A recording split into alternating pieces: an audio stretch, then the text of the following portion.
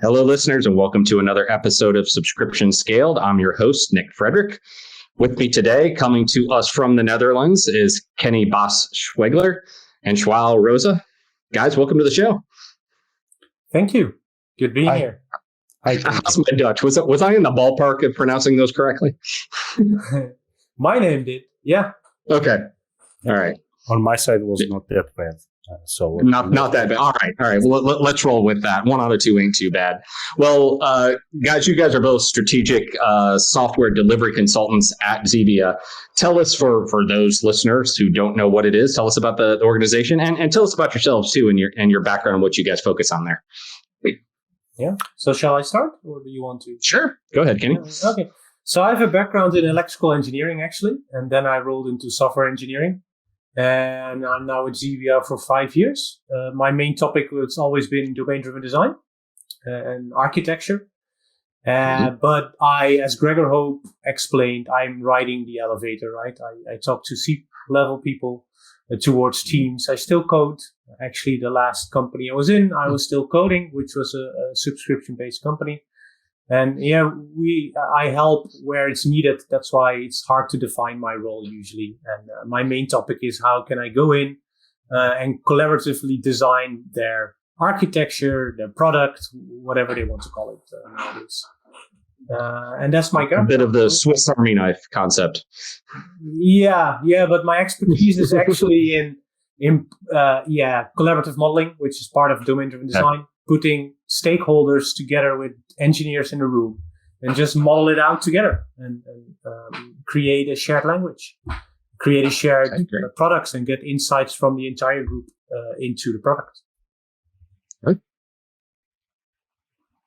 João, go ahead.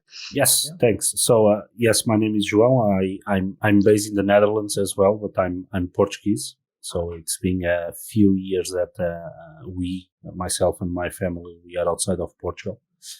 And yes, I also work at Xebia together with Kenny, but I do slightly different things. Although I'm a software engineer at heart, and I start by coding. I had managerial responsibilities. I was an architect. I did pre-sales. I did lots of things. 4 years ago, I joined Consultancy because I want to do consultancy right, as I call it. And that is why Xebia and I joined forces. We found each other, which is a very cool story. But mainly my work, I do 2 types of things. So I have a motto that is changing leadership from inside. So I do 2 things. Or I join companies as Interim CTO. So, or because the companies are scaling or changing their business. So I believe that there are different types of management. And I specialize on digital companies because this is where I came from. Mm-hmm. Or then for bigger companies, I act as a senior advisor. There is a transformation, there is a change. And I usually advise C-level on what I so-call the enterprise architecture. Not only the IT architecture, but they have a strategy. How do they want to do this strategic implementation? What are the options that they can take? Because in my experience, they oversimplify the changes, but there are cascading effects beyond software. How you set up your teams, how this affects your policies and processes, how this affects your recruitment. It's not as just swap piece A with piece B. And I also do this type of work. That for me is very, I'm grateful and gives me energy, takes me out of the bed every day. Awesome. Well, that actually sounds right up my alley because I'd say my whole career has been straddling that line between IT and the business, trying to talk both languages at the same time and translate requirements. And then, it goes both ways, right? Sometimes you're even taking IT challenges and then trying to illustrate to the business why what they're asking for is either easy or hard, right? A lot of times there's frustration with IT because they think everything's just, why does it take so long to put the button on the website, right? I'm sure you guys have heard all of these things before. Is that the type of things that the organization as a whole focuses on? And what stage and life cycle do you find that most of your clients are in? More startup or enterprise or everything in between? Yes and yes. So the last customer João and me was in. So that was really interesting customer subscription base as well. João was there as an interim CTO. I was there as an architect. So in between the teams and the business. But we have also done this for enterprises in transformations as well. So it really depends. We love to mostly nowadays go in the scale ups. Because, they're more digital than the bigger banks, right? Okay. So for us, it's a bigger bang, eventually for our own fun and for our impact. But we do both. But we try to make an impact on all the levels of work that Elliot Schack says, right? So that's what really worked in our last assignment, is because we know how to work together, João and me, because we have the same philosophy. And if we're on that different levels in the company, it really works because you can, put that model through and really help on several levels and take the decision on several levels. Does the entire organization focus on technology and IT, or do you have finance and operations and all kinds of different consultants as well? As Xebia, we are on the IT space. So we have more people on the agile and practices and coaching. Okay. And then we have everything that you can imagine on IT space. You have architecture. You have more people connected to Microsoft world. You have people really specialized on different cloud providers. We were actually even we had one colleague, and we were the first company certified on Ali Cloud. The Chinese and one. Tencent as well, yeah. Mm-hmm. Really good. Specialists in all types of programming languages, specialists in data, specialists in building platforms. And also we have, and this is pretty much what we do. We don't have consultants on HR or recruitment or operations. So this is our field of expertise. We also have product companies. So when people have a good idea, they can pitch, get an internal investment, and off we go to your company. And then the companies grow. And we had one example that one company was sold out because the company needed to grow the normal life cycle of a product company and got outside of the group. So with that much diversity, even within just the IT domain, you guys must be a fairly large organization. How many consultants are there? Let's talk about Netherlands. I think that today we are around 800. Wow. Okay. I think globally it was 2,000. 2 or 3,000 too. We lost count because we are growing and opening. And we have offices since Australia to US, Canada, and Mexico. So if you travel throughout Asia and Europe, you can find offices everywhere. Yeah. Okay. To give a bit of perspective, when I joined 4.5 years ago, it was 180 people in the Netherlands. So really, that grew. Wow. Yeah. Well, I'm just curious, are you guys traveling these days, or finding that you're able to do all of your consulting work remotely? That's interesting, because it changed a lot, and I had that conversation today. And actually, we were usually based in the Netherlands, and I was pushing my sales a bit as a joke from get me abroad sometimes. I did conferences abroad, but not really customers yet. It was focused for me in the Netherlands, while we also have Xebia in India, right, that was going to Dubai and everything. But specifically for our unit. But then Corona hit, and now we have customers from around the world, actually. I think, João, you were working in Brazil lately. I had people from America and also part of South America. So, that changed. Sometimes it's here locally, but especially now that the company is growing, and most companies do work 100% remotely, it changes. Right. So, and we don't know where we're going, because in the Netherlands now we're on a tight lockdown. So we're not traveling at all at the moment. But even if it opens up, I had a customer, even when it opened up, they already have developers in Turkey and they're based in the Netherlands. Yeah. So they all went remote. Yeah, I had a similar experience, right? We worked together in an assignment, and in the last 9 months, it's already 9 months or so that we went on different assignments. I had 4 customers, all outside of the Netherlands, and 3 of them outside of Europe, since India, Brazil, Belgium, Indonesia. I really feel that Corona was good for us. So in the beginning, we suffered, right? In 2020, no one knows what's going to happen. Because we had customers, airliners and stuff like that, they close. But for instance, we were working with supermarket chains here in Netherlands, and suddenly they went, well, this changed for us. We need more help. And suddenly people realize that, well, business needs to continue, and there are no boundaries, literally. Right. Yeah, I think because everybody, and I do mean everybody worldwide, all organizations, big and small in every country, all went through the same thing at the same time, which forced us to go remote. We kind of all proved to each other that in most cases, we can actually make this digital virtual thing work. I mean, for us, there was a lot of course, bumps in the beginning and figuring out how to work and working out, some of the kinks, if you will, of the processes. But everybody figured it out because we all had to, because there was no alternative. And it sounds like it's been no different for you guys. And it's possible, right? What I feel is that companies went on an efficient mode in the beginning. Oh, no. So Kenny and I also 2 years ago or 3 years ago, we were in a big bank here in Netherlands.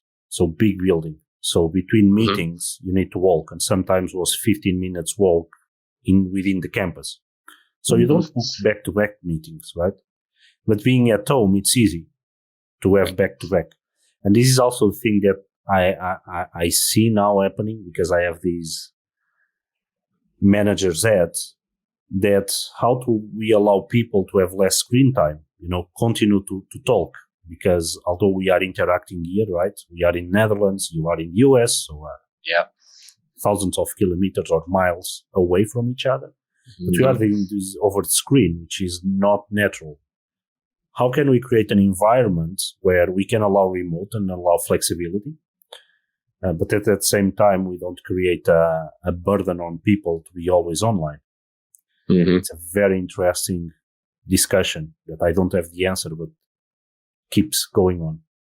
Oh yeah, absolutely. I mean, I'm acutely aware of when the pandemic first happened and we went remote.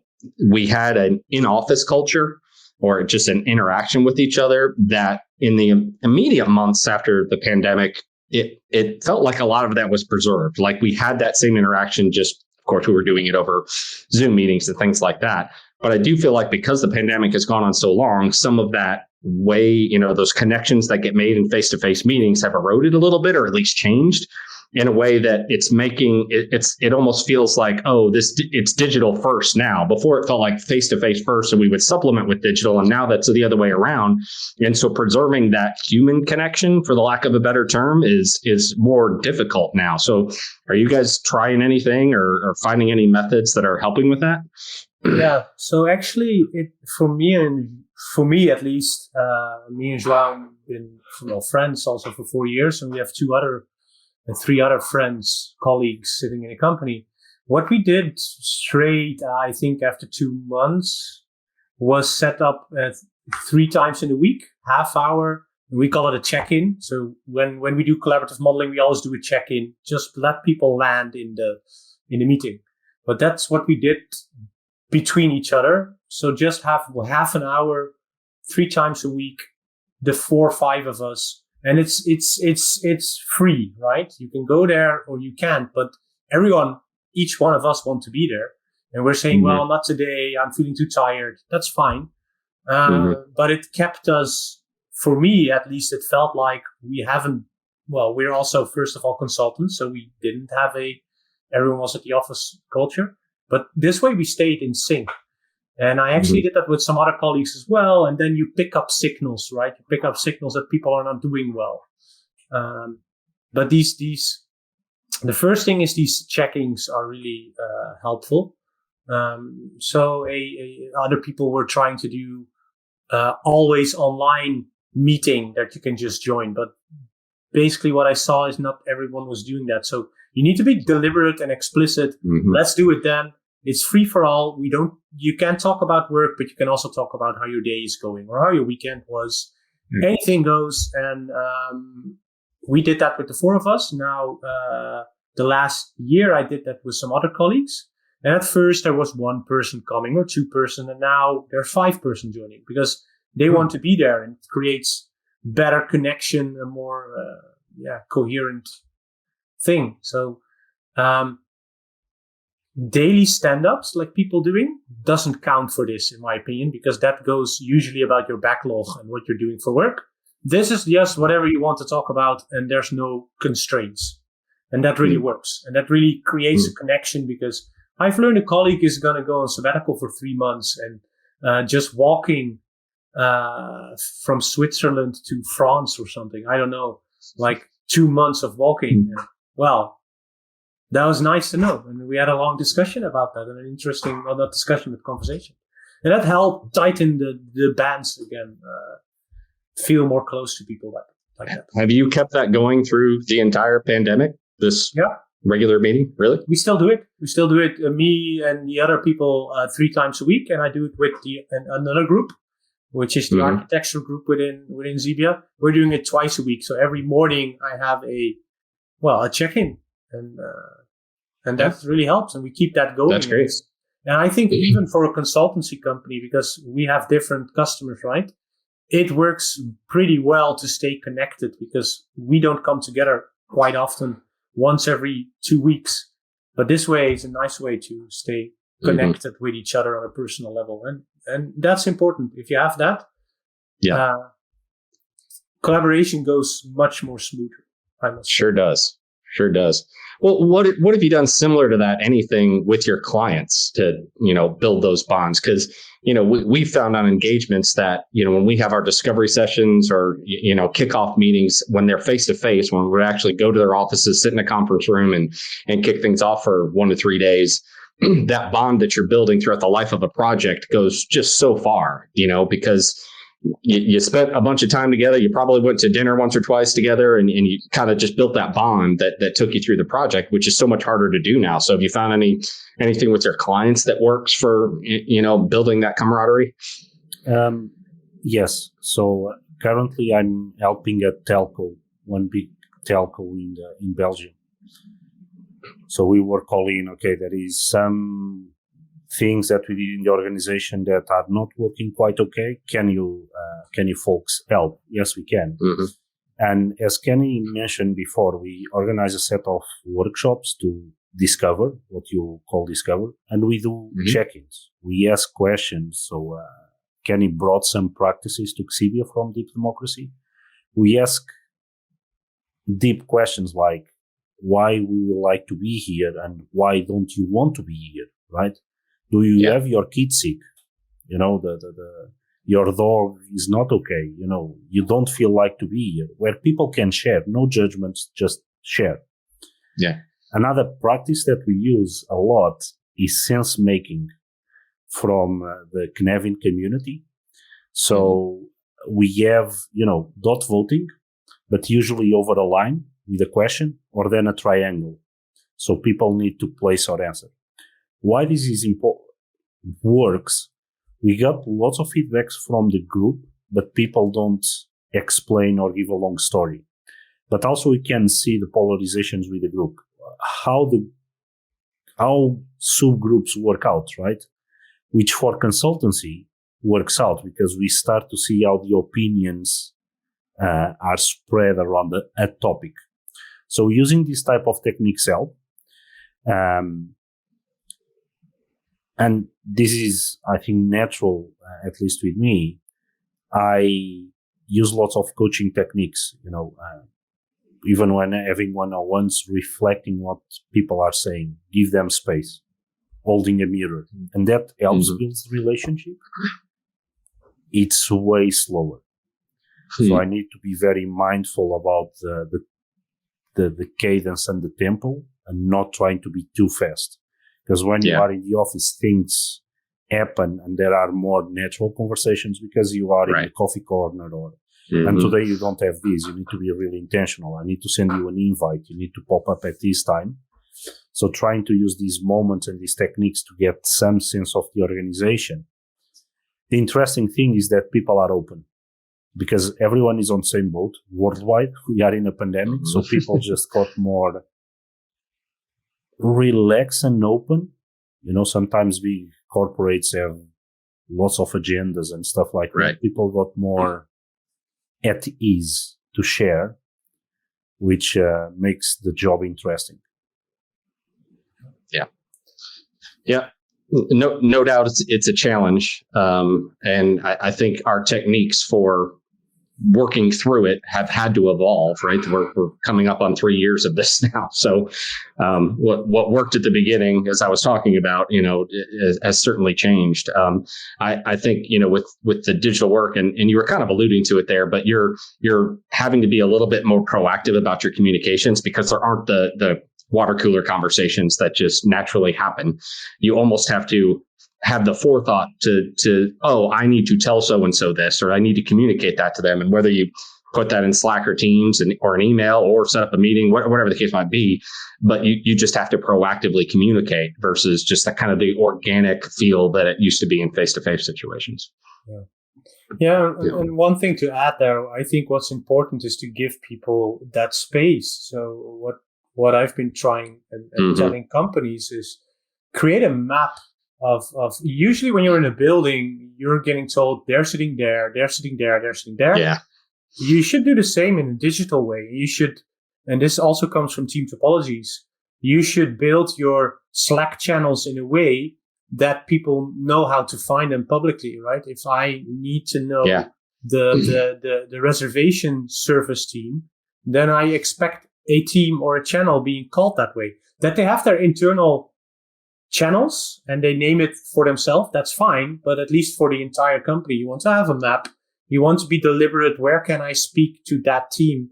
And so the way you set up, if you're using Teams, if you're using Slack, be deliberate about that and design that. And design that not like a lot of companies designed open spaces, which is copy paste from someone else, but design it together with the people.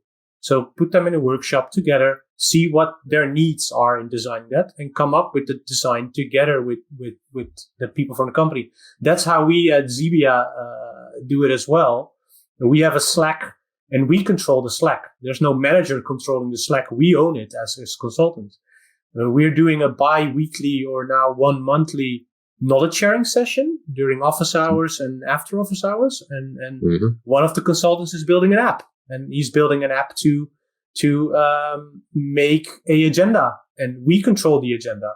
There's no manager telling us to control; they're facilitating it for us. So we design it because we live in it, and that's what creates that cohesion as well. If you let people co-design these things, and that's usually what I'm also all about, like collaborative modeling. It's co-designing it together, get the needs out from the people.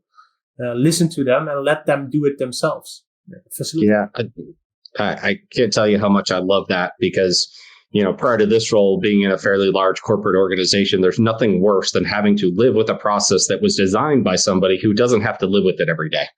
Yes. And fortunately, in a lot of modern workspaces, managers are understanding that leave it to the people who do this every day. Trust them that, they're smart enough to design their own processes to work together, to be able to figure it out, if you get them together, instead of being dictated to, right? And I think that's kind of the theme of what you're saying, right, Kenny?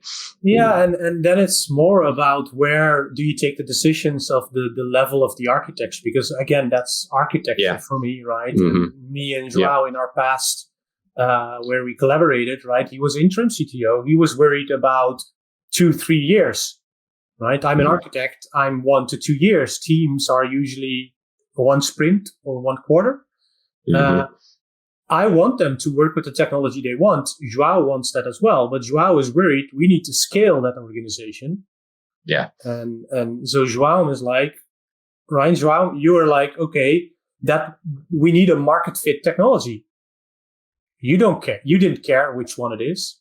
So I helped the teams decide which technology to pick. So we give them constraints, we give them values, we give them a strategy. And this is a simple example, right? But there were other examples that drips through that levels.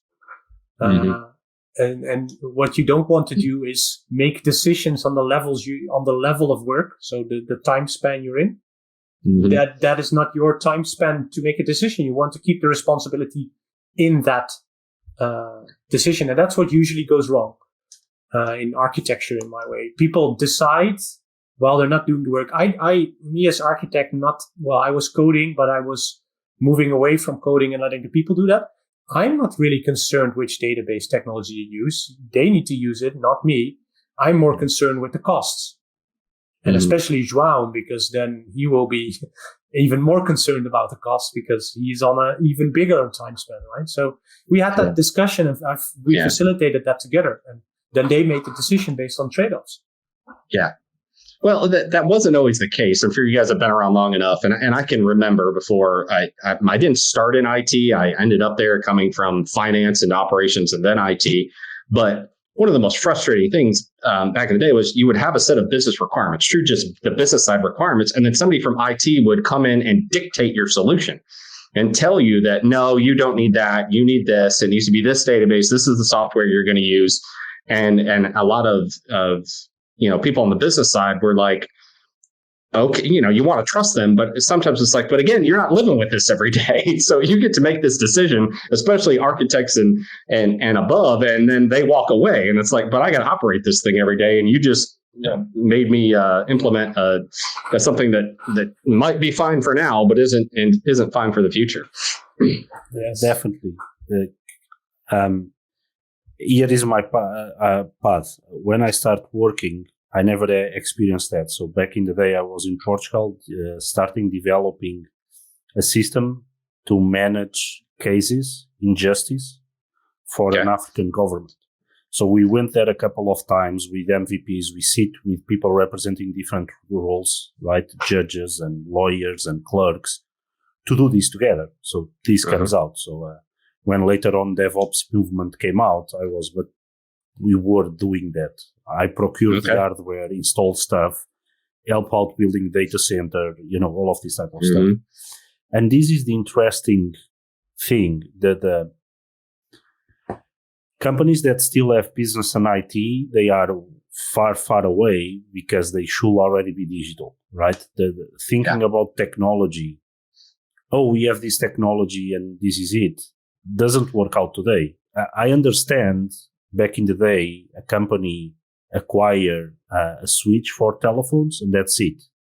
Lives for 20 years. But the interesting property of software is that software can change in production, right? Versus the camera that I have in front of me, the brand produce it. I cannot change it without breaking it and going through a long process. But software has this interesting property. I put in production now and I can change 2 lines 3 seconds after it's in production. I only think that now people or organizations are really understanding the power of it. That's why we have so many tools. We have practices that evolve. We have the cloud that enable us to put the credit card and have any technology, virtually any technology. And now organizations are adapting to that. Okay, we can really be fast. What else is there? This is also a very interesting thing that I'm finding in organization and connected to the previous one. I deeply believe on the principle of action, decisions closer to action. But I also believe that people managing budgets or having a managerial position needs to put constraints in place, right? If not, you fall back into anarchy, which I also found some organizations like that. And how do you do these balance and checks? How do you create the right conditions for the organization to go, right? What can people decide or not decide? And I see more and more, and you have this background, you came from finance. I see now even funding models changing. The typical funding model, it's 1 year or multi-year cost-based. Doesn't matter if you have a small project or a big project. But actually now we are talking about products. How can we plan in 3 years I don't know how this product will be in 3 years, nor in 3 months. I need some money now. I need some targets or experiments that I can do, and then I need to continue to have funding. And I think that we now got to a point that even IT and finance are experimenting and discussing different funding models, different ways of collaborate to really enable the business agility, to avoid what you felt. Oh, take this piece of software, now you operate a live with it. Goodbye. Yeah. This is getting back, which is a very, very interesting age to live in, to be honest. Well, it absolutely is. And you're right. You know, if I think about it, wasn't that long ago, we, even for internally developed software, say it was $1 million project, you know, and it would take 3-6 months, whatever, to build and deploy it. We would then capitalize that cost over probably about 7 years of depreciation, because there was always this assumption that that was the useful life of it, right? And if you think about the way software is built, maintained, and deployed now with so much SaaS and so much over the cloud, that really doesn't make a whole lot of sense anymore. Right? To your point, what the product is even months from now, let alone next year or years down the road, is hard to predict. And what we know is that it's going to be very different from what it is today. So it seems like there's much more of a shift to that OpEx model of consuming software and continuously investing in it from where we used to be. Like it's just almost done a 180, right? Definitely. And it's very interesting, right? I'm actually reasoning and trying to write a white paper about that, because I was talking and facilitating a roundtable with CTOs, and most of them were talking about that. I cannot speak the same language of CFOs. I understand why, because they are doing cost-based accounting. It's about risk. And they have this fixed model because they have their governance, risk, and compliance framework. They have the auditors. How can we build a bridge? Because we know that doesn't work, right? Because, you have your assumptions, you start your product, market shift, or you were too late, or you discover a new idea. What happened twice to the person that was the founder of Flurk and then Slack, right? The person found game studios, and then the image bank Flurk pops up, and then the person pick up the money, founded another game studio, and Slack pop up. We only are allowed to do that because we have the speed of testing ideas, right? Right. If we didn't have this capability, because this is what cloud enabled us, was really the speed of trying ideas, doesn't work throughout, who cares, and makes things really small. And it's very, very interesting. I'm still puzzling and trying to fine tune even my language. How do we get there, right? How we make this understandable, and how can we cross these boundaries? Because I understand these finance people. I'm now involved on merger and acquisitions and due diligences. So I see the other side as well. Yeah. And how can we really achieve business agility beyond we are Scrum? How can we really be agile across the company? Yeah. Well, so should we all be agile across the company, right? If you look at the Canadian framework, it really depends, because if I worked for you did as well, I know from your background, João, the bank needs some information from you, right? Which is, they just need these data fields to be in control, right? You need to be in control for the banks. Should that be built agile? Because there was 200 data fields they want. I could do it iteratively, but it doesn't have to be inspect and adapt, because I know what they want. Their behavior doesn't change. So real agile inspect and adapt. Maybe Scrum works, but I don't think Scrum is all the way on the side of agile as much. Maybe Kanban would be even better, which is more to the right to complicated. It was a complicated domain.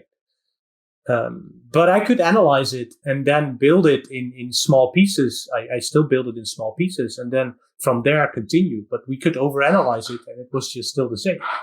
So should we all? And I think that's a lot of companies make that mistake as well. We copy paste from another company their model and just do it ourselves. But then you're just as Simon Wortley says, you're doing strategy blind, right? I'm just mimicking your chess play saying like night to A10. Oh, a night to A10, and they did it correct. So I'm doing night to A10, but you don't know the ball. Yeah.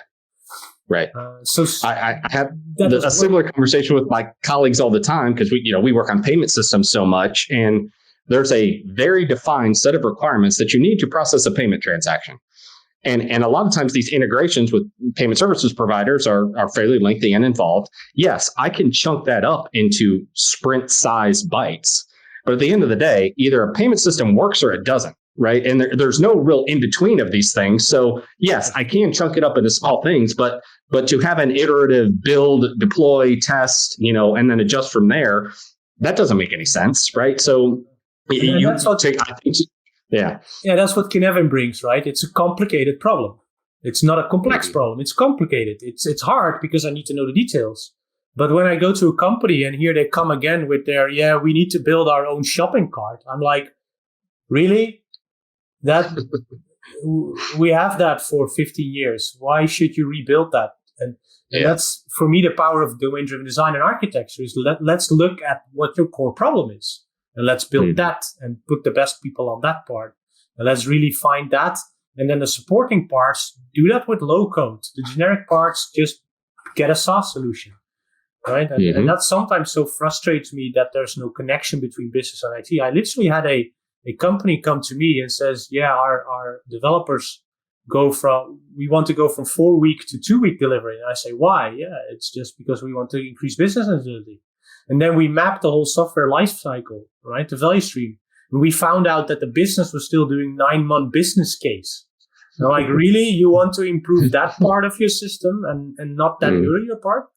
And that's why we need to see the whole organization more as a system, like Akhoff says, right? It's a whole system. Let's look at it from that point. And that's what João got into as well. Change these models. If you're still in IT and a business department, I don't know. I don't think if you don't have a apartment that especially for your core business is shared, right? We put IT and business together and we just call it a product.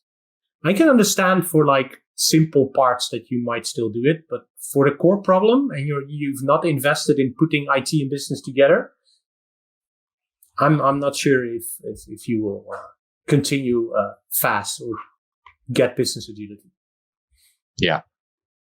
Well, certainly everything we've talked about here does apply to any organization, certainly a subscription one. But to get into some specific subscription questions, one thing I've seen doing consulting, working with recurring revenue businesses versus traditional retail or transactional, what I've observed is certainly that they operate very differently in a whole lot of ways. And you guys have talked about most recently working with subscription and not. So I'm curious from your perspective, what are some major, operations or just themes in general that have stuck out in the way you see an effective subscription organization work compared to a more of a transactional one? Yeah. So one of the things is definitely that the recurring revenue is the important one and keep things alive. The rule of 40 for SaaS companies in terms of EBITDA, so that you can achieve your business in different ways. And getting this understood within technology departments then allows for, as a company, you can treat even. So if you have a product with different subscription levels, you can treat these as sub-products, but sometimes you go to other business lines. And here is the important things is to your funding model internally, pick up these recurring revenue and distribute to the new business lines because they are products in a different life cycle, right? You can have your main business line being very mature and you can be the top dog of the market. And now you go to an adjacent business line that you are starting. You need to start that as a startup. Don't get into the successes of the past. Internally, right? Really explain this to people and really, can elaborate on that. Picking up domain-driven design, really talk about your boundaries. Where do you accept more risk? Where do you accept less risk? All right. And then be very quick internally to analyze is my recurring revenue being affected or not? And for those techniques, I usually try to help companies what I call a KPI value tree, right? You usually have customer lifecycle value, recurrent revenue, NPS, right, as main themes to the company. But dividing your company over domains, then you have specific KPIs that can help people reason where they are going. Another thing that I learned is the power of cross-selling and upselling, right? You are successful with one, you need to start creating other products and go with that. And what still puzzles me, and I love to learn this with commercial people, is how they reason to create the price tag of the subscription. This is just, I just go and they use so many techniques, especially in the company that we were. They were on different countries that have different GDP per capita. How do you play with your prices, right? Because it's not the same thing that you sell in US or in Switzerland or in Portugal, because the GDP per capita is different. However, internet is ubiquitous. How do you play with that? And also I learned a lot that how and have insights how companies play with that. And that is pretty cool. So as a person with an IT background, understand that really help to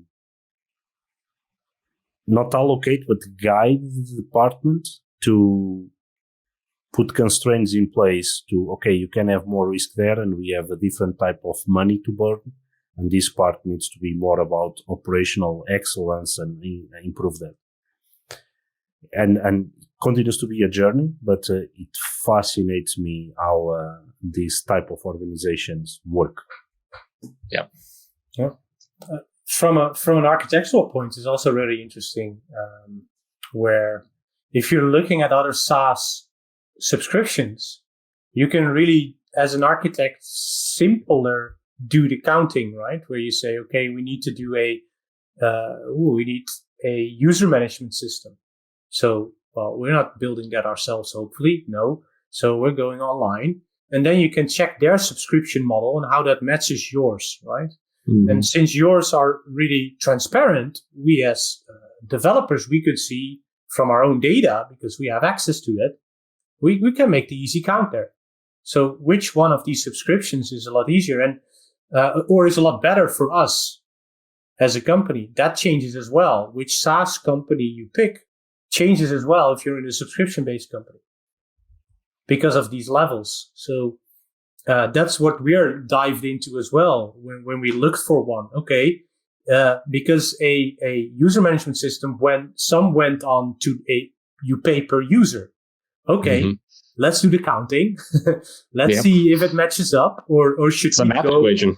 Yeah, and that's pretty simpler from especially a scale up to look for these on a lower level to already look for these techniques. And also, it got even more interesting, but we haven't dived into it because we needed to refresh their entire tech stack for recruiting. So they were on machines in the Netherlands, right? So we went through all the stages of cloud. So first we needed to go to VMs, then they went to containers, and I think they're there now. But if you, and Simon Wortley had this interesting thing in his book where he counted that if you go to serverless, you pay per function. So you could even count through if a user uses that function, how much does it cost? And then you can feed that back easier to, in this case, João or to the finance department. And then it gets really interesting because then you can, then even architecture and software gets more transparent of the costs, right? Instead of you pay by a user and you can check how much does one user cost, and that drives back it. But we didn't get to that point, unfortunately, yet. But we were discussing that, right, João? Yeah, indeed. And I was talking with a company that processes data, and they got to that state, which is pretty interesting. And this is what cloud, and in this case, the FinOps brought, because the FinOps concept is inspired by telcos. Telcos figured this out a long time ago, how to calculate units of time, right? and then brought to the FinOps movement with serverless and all of that. And this can really be a game changer, because as Kenny was saying, before was a VM running in a data center 24/7, so we need to pay, so we don't care what is running there. And now we can pick and choose. Even if I'm a company that have a subscription-based model, behind me, I don't need to build all the software. I can do compose. But then do I pay my software for user management? Do I pay per user, or do I pay per active user? Or do I pay per transaction that users will do, right? Because there are different subscription models. Yeah. It's pretty cool. Way more options. So I think that also the competition between players increases, or the options are more options that can lead to competition to increase. And in the end, we as end users, now I'm using the hat as the consumer. I also got more transparency and more options, because there are more competition. There are more people or companies try to innovate, which in the end it's better. In my opinion. I think so. I think so too. I mean, it wasn't really that long ago where to start a business, subscription or otherwise, especially online, the investment that you had to make, not just in going and buying a server and finding a data center and racking and stacking, a DBA, a system admin, a front end, a back end, all of the team that had to go in just to do the most basic setup, let alone you had to predict what you thought your usage was going to be so that you could scale that infrastructure accordingly. And now we've gone from that to VMs to containers, and now to your point, serverless and function level, that I can really, to the fractions, hundreds or thousands of a penny, know what that user is going to cost me. And all of that scales almost instantaneously. Right. So I can start up, and bringing this all around, I can start up my subscription business very small now, very low cost, and have it and design it in a way that it will scale very reliably and almost automatically, not just the IT infrastructure, but my supply chain and everything else for that matter, because now we're all doing this. Right. So I think the rules of the road have dramatically changed in even just the last few years. Yeah, it's getting easier for me as well. So if you look like a platform like Netlify, right? Netlify is really awesome of giving that whole experience of creating a website, using serverless functions, and it's really low cost to start there. To start a website, it costs me nothing. Then using some serverless, I know exactly to the point what it will cost me to experiment, to make that, to your point, what you said, Nick, to make that experience. So I don't need all that racking thing. I don't need a big investment. I can start small, and then and that's really powerful. And well, we are live, so I can leave a suggestion. A person from our community, Goiko, from Domain Driven Design community, in 2020, on the Domain Driven Design, really before pandemic breaks, he had a talk about this. Before he also was consultant. He was involved in lots of communities, and he then started his own company. And he was telling how he used domain-driven design and serverless to really make decisions and move fast with his company. And, like literally a two-man army. And suddenly the company was growing. And this is an example. There is a recording from that. Probably now with 2 more years, he has more experiences, but shows that what we had in the past, as you mentioned, doesn't apply anymore. And even managing a data center. So here where we live, it's being built the biggest data center in Europe by Facebook. It's gigantic, right? It's gigantic and consumes the same energy as the city of Amsterdam. So we can have an idea of the size of the beast. We'll work for 100 people. Even to stack and racking and just, maintaining infrastructure is just for 100 people. It's incredible. Yeah. It's incredible. So, and we got to this point with our learning. And I think that getting back to what you were saying, back in the day, IT came out and say what people need. I think that today we have way more options to create usable software. Yeah. And start addressing challenges rather than as IT people create challenges for us to solve and maintaining our jobs. Really focus on problems that matter. Yeah, that's a good point. And when we went through that evolution, there were a lot of people who felt job threatened, right? Who were seeing almost the writing on the wall of, we make this evolution and my job is nothing but a DBA or a sysadmin or something like that. There's not going to be a need for nearly as many of me as there are right now, and really revolted against that. Almost like cloud is evil, and we're finding all of the things wrong with it for a period of time there. But I think that's in the past now. I think we're on a different path. Yep. Yeah, and one thing that's worrisome, what I see, again, going to domain-driven design, we try to understand the business problem. And when I get to a company, what I always hear is that the developers cannot get a chance of understanding the business problem. And what they then do is make accidental complexity. So they start building Kubernetes clusters. No, you probably don't need Kubernetes clusters most of the time. But they do this. And there was actually a big research being done, I think, by GitHub, where they ask developers, why are you picking technologies for their resume? So it's even for a company, it's even better. Believe that. Yeah, to let the developers collaborate on your business problem. Then they understand, especially with a subscription base, if they understand the subscription model, they will understand, Kubernetes will cost a lot. Maybe we can just do it with a web app or a Beanstalk on that thing and just start small. And we can scale later on to a container in Kubernetes once we need it. But then we know. And again, FinOps and everything like that. So it's really bad for your business not letting developers understand your subscription model, your business, your customer. So start doing that, and it will start being less about technology and more about the product and the business model. Yep. Couldn't agree with that more. Well, guys, I know this has been a fun conversation for me, exploring a lot of areas. It's always fun to get into technology. I talk to a lot of founders, and we have a lot of conversations on the marketing side of things, which is always fun. But it's especially fun for me to get into the technology side. So I really appreciate that. If any of the listeners have questions for you guys and want to get in contact or learn more about Xebia, where can they go? I'm available on Twitter, so Kenny _Baas, or I'm on LinkedIn and João as well. So okay, yeah, you can find us there.